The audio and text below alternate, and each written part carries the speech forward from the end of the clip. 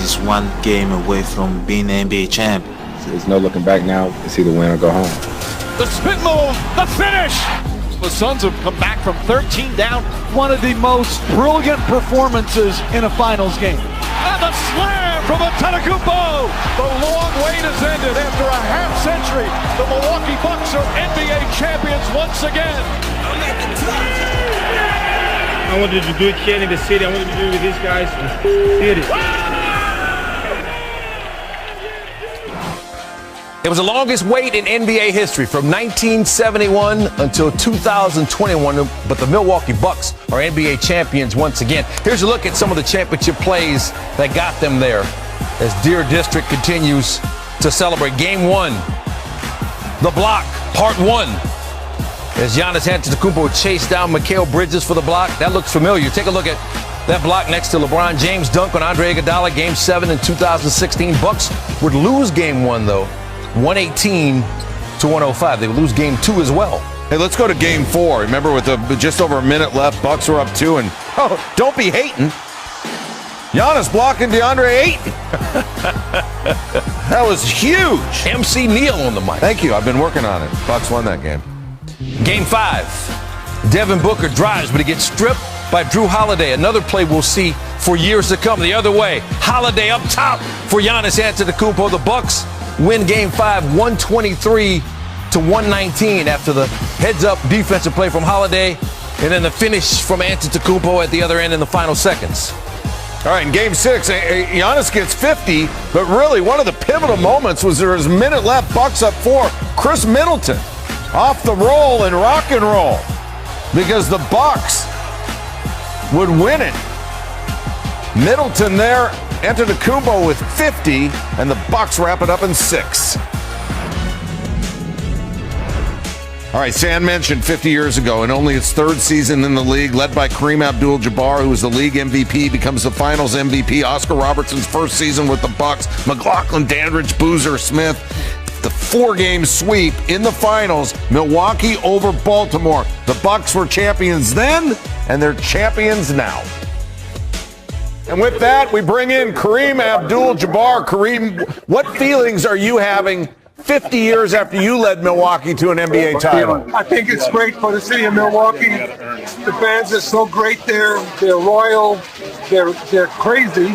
And they stick with it. So, it's been 50 years, and I'm happy for them. And I think that, it'll be a new era for them. They've been waiting for this for a long time. You're a prolific writer. How would you describe what you saw from Giannis in Game 6? Well, I saw what Giannis did. He did everything he needed to do to help his team win. 50 points out of 105. Wow. He just did everything. Offense, defense, handling the ball, you name it, he did it. That was an MVP performance if I ever saw one. Kareem, what is your relationship with the city of Milwaukee? It's been a long time since you were there. Well, it's been about 40 years since I was there, and a whole lot has happened. But they have new ownership, a new arena, and now they're the world champions. I hope they enjoy that. They should enjoy that. They worked very hard for it. How will you celebrate this win? Is John McLaughlin there? Is Oscar there? Who's there?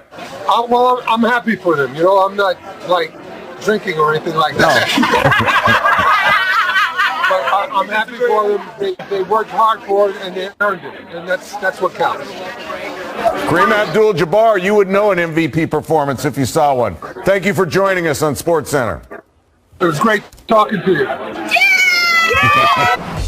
That's why these finals were so great. That's the team that didn't win, and you see everything they put into it. For the second time this postseason, the Bucks came back to win a playoff series after trailing 2-0. They won in 7 games against the Nets, and this time they do it in 6. They're only the 3rd team all time to win 4 straight finals games after trailing 2-0 in the series, joining the 77 Blazers and the 2006 Heat.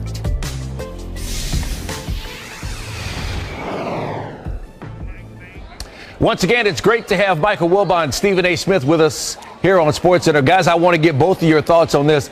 The finals are, of course, where legends are made, and we saw a legendary performance from Giannis Antetokounmpo to seal this for the Bucks. Mike, let's start with you. Put this into perspective for us. The perspective is maybe the greatest finals performance ever. I mean, Stephen A. and I immediately turned to each other. Can't think of it. I'm a lot older than he is, but we still can turn to each other and say, okay, give me one. Top this. And I think we both scored we nodded about Magic, 42 points, 15 rebounds, 7 assists as a rookie on a night where Kareem was injured. So we both nodded on that. Jordan's 45. We figured Jordan's 45 in Utah close out. That's all. That's as far as we went. And I don't know that Giannis's 50-pointer tonight wasn't the equivalent of anything I've seen in my life except Magic. So when you talk about, when you can go back over the entire history of the league, 75, whatever years it is now, and you can single out a performance, and it was unequivocally just, I mean, it's one of the top 5 of all time. So the perspective, Stan, the context is greatest ever. Is it in that discussion? Yes, it's in that discussion. He took out a team that came back from a 13 or 14-point deficit, 16-point deficit, whatever it was, and the Suns looked like, you know, they had for a while to control the game, but they didn't because of Giannis. The Bucks were up 13. 13, okay. Next thing you know, they were down 7. Phoenix came roaring back. And then Giannis comes into the game, and Giannis says, well, damn it, give me the ball. We going home. This is it. And that's what he did. He was completely dominant. It's not about the points. It's not about the numbers. It's what he did to get them. He was completely fearless and just oblivious to the ridicule and potential humiliation. It didn't matter to him. That level of determination in the face of whatever adversity he was facing is what we should walk away appreciating about this newest champion that has blessed the NBA. Hey guys, what about the commitment that flowed both ways with this organization? First, a commitment from Giannis to stay in this era of super teams and mercenary championship chasing, and the commitment from the Bucks to say, okay, we're going to get the right pieces to build around you so we can get to this moment. Well, I'd like to, you know, I don't want to poo-poo on anybody's parade. I'm going to give Giannis all the credit in the world, because when you sign him for $245 million, you damn well better get him the help that he thinks he needs. Otherwise, you're an absolute fool. So to keep Giannis Antetokounmpo, you had to make a commitment as an organization. And in fairness to the Milwaukee Bucks, they did that. They needed to do it to make Giannis happy, make no mistake about it, but they did it, and they do deserve credit for that to some degree without question. And Stan, the other side of it is Giannis, who did not go to Miami or Los Angeles or New York, and he didn't have to have a super team. He said, we're going to do this right here. That won't mean a lot to, I don't even know what percentage of people watching our network are from where, but as a kid from down the road a little bit, 80 miles, and a child of the Midwest, a son of the Midwest, it means a lot. I just remember thinking, this is another talent drain. It's going to leave the Midwest and go somewhere else and go to one of the coasts. And Giannis didn't do that. And that's a big deal here. It might not be for people from New York and from LA and all these places.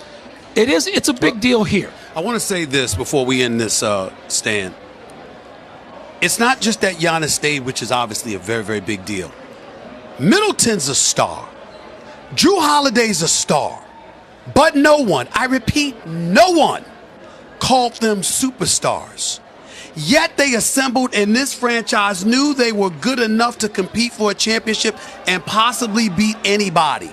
And if you're the NBA, nobody is smiling more than you if you're Commissioner Adam Silver and you're the NBA league office. It's not just because of where they did it, which is Milwaukee.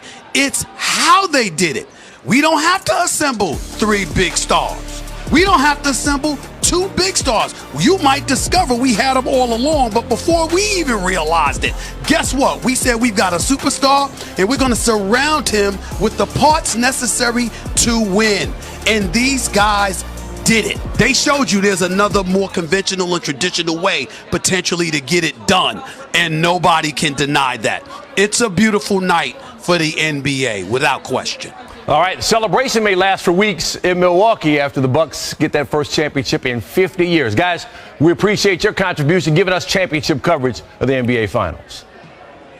Thank you. Thank you, Stan. SportsCenter on the